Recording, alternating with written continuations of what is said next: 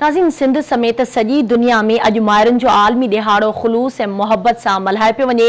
इन हवाले सां वधीक तफ़सील ॾिसूं था हिन रिपोर्ट में।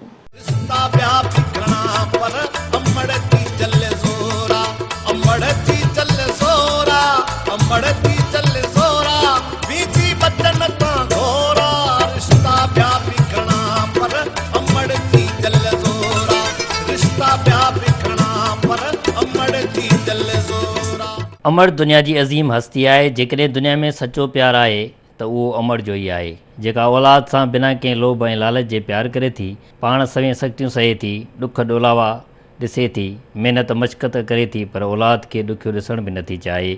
अमर रातियुनि जूं निंडूं फिटाए औलाद के सुकून सां सुम्हारे थी।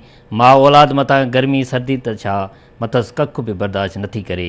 उहा ई माउ आहे जेका औलाद जे बालक पिणे खां जवानीअ ताईं जूं समूरियूं ख़्वाहिशूं पूरियूं करे ऐं उन्हनि जे ख्वाबनि खे मंज़िल ताईं पहुचाइण लाइ भाङे भाईवार थिए थी।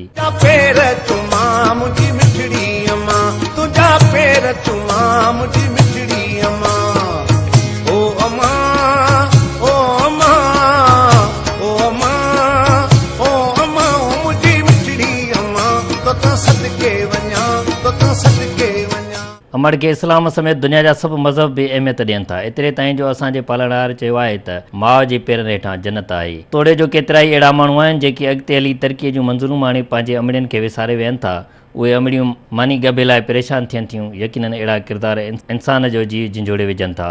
असां सभिनी ते उहो फ़र्ज़ु थिए थो त पंहिंजे अमड़ियुनि जी ख़िदमत कयूं ऐं उन्हनि जी अखियुनि में लुड़क ॾियण बदिरां मुंहं ते मुर्क ॾियूं। उन्हनि खे पंहिंजे मथां भार सम्झण बदिरां पाण ते उन्हनि जो कर्ज़ ऐं भार सम्झूं त जीअं हू ज़िंदगीअ जा बाक़ी ॾींहं बि असांजे ई प्यार में गुज़ारीनि।